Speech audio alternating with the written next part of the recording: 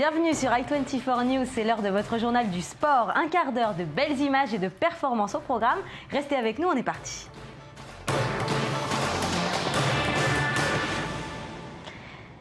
Et on ouvre cette édition avec une bonne nouvelle pour le sport israélien. Retenez bien ce nom, Ishai Oliel. Il a 14 ans et il vient de gagner le prestigieux tournoi du Junior Orange Bowl en Floride. Il devient le 9e joueur à avoir gagné la compétition à 2 reprises. C'est un événement qui est considéré comme le championnat du monde non officiel junior de tennis.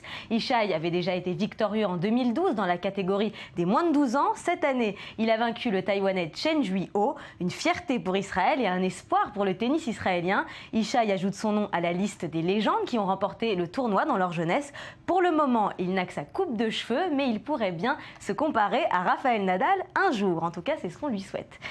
Allez, on parle football à présent. Toutes les plus grandes ligues européennes sont en trêve. Toutes? Non, la Première Ligue résiste toujours et encore aux périodes de fête. C'est le Boxing Day qui approche à grands pas. Pour rappel, le Boxing Day, c'est le lendemain de Noël, le 26 décembre donc. Un jour très important pour les anglo-saxons, mais aussi pour les fans de football, car au Royaume-Uni, le ballon rond ne s'arrête jamais. Et pendant les périodes de fête, les matchs se jouent à une cadence infernale. Le 26 décembre, le 28 décembre et le 1er janvier, 3 journées en à peine une semaine. Si les supporters sont aux anges pendant cette semaine folle, les footballeurs, eux, ne peuvent pas profiter des fêtes avec leur famille. Mais cela n'a pas l'air de déranger Ronald Koeman, l'entraîneur de Southampton, qui partage sa passion du foot avec toute sa famille. Écoutez-le. Mes enfants adorent le football. L'un d'entre eux est ici, derrière l'auditorium. Et ils vont avoir la chance de voir Southampton-Chelsea le 28 décembre prochain et de voir Southampton-Arsenal le 1er janvier. Je pense que tout le monde aux Pays-Bas aime venir voir ce genre de match et je pense que c'est encore mieux que de fêter Noël. Southampton donc, qui pour le Boxing Day va jouer sur le terrain de Crystal Palace. Arsenal de son côté va affronter les Queen's Park Rangers pour un derby de Londres. Arsène Wenger est très affûté à ce genre d'épreuve. Il joue le Boxing Day tous les ans depuis 1996. Une série de rencontres éprouvantes pour les organismes, mais qui est souvent décisive pour la course au titre, comme le concède l'entraîneur alsacien qui compte sur cette semaine pour se refaire avec Arsenal. Écoutez-le. Nous avons 3 matchs à jouer sur une période très courte et nous pouvons prendre des points. C'est une période où on a l'opportunité de prendre des points. Nos adversaires vont penser la même chose. C'est à nous d'être à la hauteur et de capitaliser. Elles sont un élément important dans le football. Arrosé, entretenu, bichonné, les pelouses se doivent d'être impeccables pour le très haut niveau. Si les Anglais s'en sont fait une spécialité, c'est pourtant en France que les plus grandes équipes européennes se fournissent. Direction les Landes où une entreprise fait les beaux jours des amoureux du ballon rond avec un gazon de qualité premium. Regardez. C'est l'équipe de foot la plus titrée du 21e siècle. Le FC Barcelone se targue d'être plus qu'un club et dans son enceinte du Camp Nou, il se doit d'entretenir une pelouse à la hauteur de ses ambitions. Et pourtant, ce gazon de champion, il n'est pas catalan, mais landais. Planté et cultivé sur des dizaines d'hectares, puis récolté par une entreprise locale pour répondre aux exigences et aux urgences d'une vingtaine de stades par an, partout en Europe. Ce gazon, il a 1 an de culture. Pendant les 12 mois, on l'a fertilisé, on l'a arrosé, on l'a tondu tous les 2 jours en été. C'est un entretien optimum pour que le gazon arrive au top le jour où on veut le récolter. Si l'herbe des Landes est plus verte qu'ailleurs, c'est probablement grâce à son sol sableux à 95% qui laisse filtrer l'eau et à l'abondance à la fois de pluie et de soleil. Mais il y a une différence entre la gazonnière et la réalité du terrain. Une pelouse ne révèle sa véritable valeur qu'une fois sous les crampons. Grégory Sertic, le milieu de terrain des Girondins de Bordeaux, nous explique la différence entre la bonne et la mauvaise herbe. Ça permet d'avoir un jeu plus fluide, proposer du beau jeu, un jeu au sol très rapide. Et parfois quand les pelouses sont pas bonnes, ça fait de mauvais appuis, des mauvaises passes, mauvaises transmissions, donc ça permet pas à l'équipe de produire le jeu qu'il faudrait. Future enceinte des Girondins, le grand stade de Bordeaux est encore en chantier, mais il est déjà temps de semer la pelouse. L'inauguration est prévue pour avril prochain.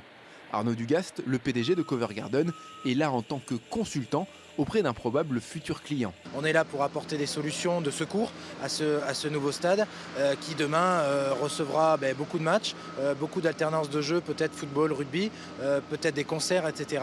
Et donc on est là en amont pour répondre à des problèmes techniques que le stade pourra avoir demain sur le remplacement tout ou partie du terrain. Le sport est une vitrine pour cette entreprise, mais il ne représente que 20% de son chiffre d'affaires. La cible, ce sont les particuliers et leurs jardins. En France, la marge de progression est énorme car il n'y a pas ici la même culture gazon qu'en Grande-Bretagne par exemple. Chaque année, il se vend entre 600 et 700 hectares de pelouse dans l'Hexagone contre 10 000 hectares par an outre-Manche. Football toujours avec la star brésilienne Neymar. Le joueur vient d'inaugurer le Neymar Junior Institute Project dans le quartier pauvre de Jardim Gloria à Praia Grande au Brésil. Cette organisation à but non lucratif fonctionne grâce à des dons et des sponsors privés et cherche à aider les enfants défavorisés des environs grâce à des programmes éducatifs et sportifs. Pour Neymar, c'est une façon de rendre à la région de Santos où il a commencé à 11 ans tout ce qu'elle lui a donné. Le centre sportif fait 8400 mètres carrés et peut accueillir 2300 enfants âgés de 7 à 14 ans. Le but, c'est aussi d'aider les parents à travers des activités de football, mais aussi de basket ou encore de judo. Écoutez l'attaquant du Barça qui est plutôt content de son geste.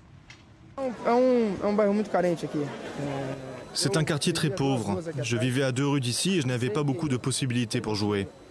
Pour jouer au ballon, pour poursuivre mon rêve, il fallait prendre le bus pendant 1 heure ou 2. C'était loin, loin d'ici. Maintenant, nous donnons aux gens la possibilité d'être heureux. Quelque chose que je n'ai pas eu. Donc je suis très heureux de faire ça avec ma famille. Et puis un mot de surf à présent, sacré dimanche dernier. Gabriel Medina, premier brésilien à devenir champion du monde de surf ASP, a été accueilli comme un héros dans son pays natal. Le surfeur a passé la quasi-totalité de la saison à la place de numéro 1 mondial. Grâce à ses victoires sur la Gold Coast, aux îles Fidji et à Tahiti, il s'est maintenu et il a assuré autant en manœuvre aérienne que dans le tube. Son palmarès est encore loin d'être aussi prestigieux que celui du roi incontesté du surf, Kelly Slater, mais Medina reste très ambitieux quant à son avenir. Écoutez-le.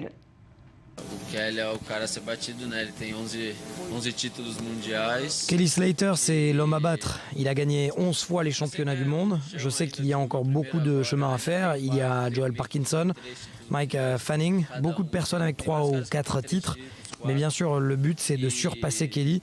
Il y a encore beaucoup de chemin, mais il n'est pas interdit de rêver. Et puis regardez ces images de voile stupéfiantes. 3 semaines après un crash lors de la course Volvo Ocean 2014-2015, l'équipe Vestas a retrouvé son bateau échoué près d'un récif dans l'océan Indien. Les navigateurs avaient heurté des rochers en novembre dernier. Le bateau s'est écrasé alors qu'il voguait à une vitesse de 35 km/h. L'équipe est restée isolée pendant 3 jours sans pouvoir communiquer. Un petit bateau de pêche lui a finalement porté secours et a ramené l'équipage sur l'île Maurice. Les skippers Chris Nicholson et Neil Cox ont tenu à ramener leur bateau sur la rive pour éviter la pollution. Évidemment, ils en tirent une grande fierté. Écoutez. Vous savez, nous avions annoncé que nous reviendrions pour nettoyer les rochers. Et personne ne s'attendait à ce que l'on revienne parce que personne ne fait ça d'habitude. C'est trop loin, trop difficile. Et vous savez, je suis très fier que nous ayons accompli cela, d'être revenus et d'avoir nettoyé. On a tendance à croire que c'est un sport de garçons. Eh bien, détrompez-vous, le judo est un exemple d'égalité homme-femme. Les judokates françaises sont particulièrement performantes. Elles surpassent régulièrement leurs homologues masculins, aussi bien en championnat du monde qu'aux Jeux Olympiques. Des championnes qui, vous allez voir, n'ont pas froid aux yeux et qui se dédient corps et âme à leur discipline. Regardez le reportage. Elles leur tiennent la dragée haute. Les judokates françaises font la fierté de leur pays. Alors que du côté des messieurs, seul Teddy Riner réussit à leur faire de l'ombre. Une somme d'individualité exceptionnelle qui s'exprime au sein d'une équipe de très haut niveau. Lorsque dans un collectif, il y a une bonne ambiance, tout se passe bien, ça ne peut que tirer tous les athlètes vers le haut. Et c'est vrai qu'on s'entend toutes bien, quand bien même il y a une différence de génération et d'âge, mais ça se complète très bien. Au JO de Londres en 2012, la délégation tricolore remporte 34 médailles, dont 15 pour les femmes, soit une progression de 114% par rapport à 2008 à Pékin, où elle n'avait ramené que 7 trophées sur 41. En judo, les filles font mieux que les garçons à Londres, avec 5 récompenses contre 2 pour les hommes. Lucie d'Écosse repart avec l'or, tandis que 4 autres championnes gagnent le bronze. Depuis, l'une d'entre elles, la judokate Autumn Pavia, a été sacrée championne d'Europe en 2013 et 2014. C'était une belle année pour moi. Ah, ça, c'était ma plus belle année. Les Jeux, ça a été un petit déclic. Et derrière, c'est bien passé. En 2014, les femmes continuent sur leur lancée. Quand ces messieurs récoltent 18 médailles sur les principales compétitions, leurs homologues féminines en rapportent 29. On a quasiment, pour pas dire exclusivement, des médaillées européennes, mondiales et olympiques dans l'équipe. Donc c'est vrai qu'on part avec une équipe solide. Un niveau qui s'explique parce que les mêmes moyens sont mis à disposition des hommes et des femmes à la Fédération de judo française. Les filles sont également très appliquées. À peine arrivées en pôle espoir, elles affichent des résultats de seniors, alors que les garçons ont besoin de plus de temps pour éclore. Clarisse Akbenienou fait partie de ces prodiges de la formation à la française. J'ai presque pas perdu cette année, donc voilà, mon quota est parfait. J'ai rien à me reprocher et j'espère que l'année prochaine ce sera la même chose. Alors que la plupart des pays affichent un niveau masculin en hausse, comme en Géorgie ou en Corée du Sud, mais des équipes féminines à la traîne, la France n'a pas à rougir de ses sportives. Et l'état d'esprit de leur entraîneur n'y est pas étranger. Moi, ce que j'attends d'elles, c'est que vraiment elles puissent exprimer leur judo le jour J au mieux. C'est-à-dire que c'est ça le plus intéressant. Après, pour ça, il n'y a pas de regret. Elles s'engagent au maximum et elles font même mieux que d'habitude ce qu'elles savent faire. Et après, le résultat, c'est quelque chose qui va arriver ou parfois n'arrive pas. C'est ça la compétition. La parité s'exprime parfois dans des domaines inattendus. Le judo français ferait bien de donner des leçons aux autres sports qui ne laissent parfois pas une place suffisante à leurs recrues féminines. Et puis rugby, avec un recrutement étonnant. L'ancien international italo-argentin Diego Dominguez va succéder à Bernard Laporte en 2016 au poste de manager de Toulon. Dominguez a 48 ans, il a remporté 4 titres de champion de France avec le Stade français et compte 74 sélections avec l'Italie. Il a mis fin à sa carrière en 2004 et selon le président de Toulon, Mourad Boudjelal, devrait être le plus grand entraîneur du RCT. Après la Coupe du Monde 2015, le All Black Ma'a Nonou rejoindra aussi Toulon pour 2 saisons. On parle boxe maintenant. Le monde du rock a perdu une de ses icônes en la personne de Joe Cocker. Mais celui du ring est aussi orphelin cette semaine. L'ancien coach de Vladimir et Vitali Klitschko, Fritz Zdunek, est mort à l'âge de 67 ans d'une crise cardiaque. Zdunek était un ancien boxeur est-allemand qui a commencé à entraîner au milieu des années 90 à Hambourg. Il a amené les frères Klitschko à la victoire de plusieurs titres mondiaux avant de prendre sa retraite en 2009. Plus qu'un entraîneur, Zdunek était presque un père pour ses boxeurs.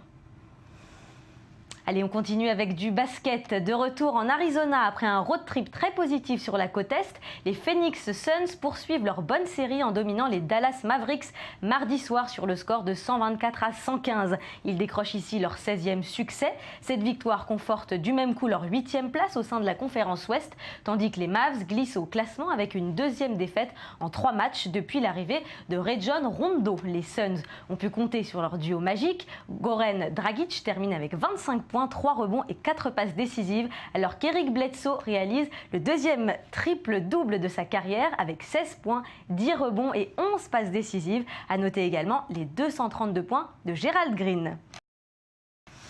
Et puis réveillon de Noël oblige, nous ne pouvions pas passer à côté d'images de Père Noël, car contrairement à son apparence débonnaire, le Père Noël est souvent sportif. En tout cas, ceux dont nous allons vous parler n'hésitent pas à mouiller leur costume rouge et blanc, souvent pour de bonnes causes. Tour du monde des Papas Noël les plus loufoques et les plus insolites avec Michael Friedman. Régalez-vous avec ces images qui sentent bon le sapin, le gui et le hou.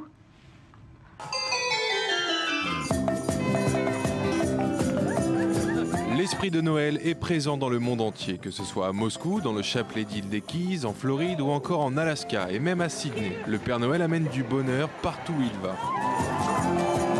Près de 500 Pères Noël ont couru dans les rues de Moscou pour la bonne cause en espérant remplir leur sac d'argent qui sera versé pour les enfants malades et qui sont en soins palliatifs.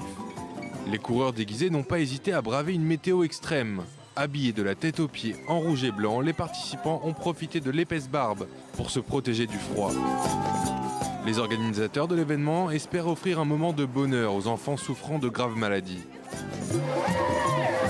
À Sydney, c'est plus de 2500 Pères Noël qui ont couru à travers la ville. Sur un parcours de 5 km, les volontaires ont tenté de récolter de l'argent pour les enfants dans le besoin. Ils sont passés par le Darling Harbour et ont terminé la course devant l'Opéra de Sydney. Après la course, les festivités ont continué et l'ambiance était au rendez-vous pour cet événement caritatif. Un autre Père Noël s'est offert un bain dans l'archipel des Keys en Floride, dans un sanctuaire marin protégé, pour offrir des cadeaux aux sirènes et tritons résidant dans ces lieux. Dans son costume rouge et blanc et avec sa barbe imposante, le Père Noël s'est déplacé comme un poisson dans l'eau. C'est une tradition dans cet archipel pour récolter des fonds pour les enfants qui n'ont pas la chance d'avoir des cadeaux en cette période de l'année.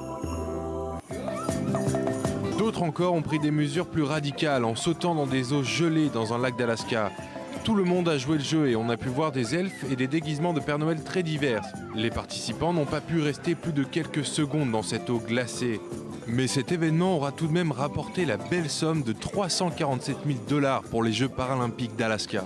S'intégrant parfaitement dans cet esprit festif que représente Noël, le sport a une fois de plus prouvé à quel point il pouvait être bénéfique pour la société. C'est fini pour aujourd'hui. Joyeuse fête de Noël pour ceux qui la célèbrent et à demain pour un nouveau journal du sport.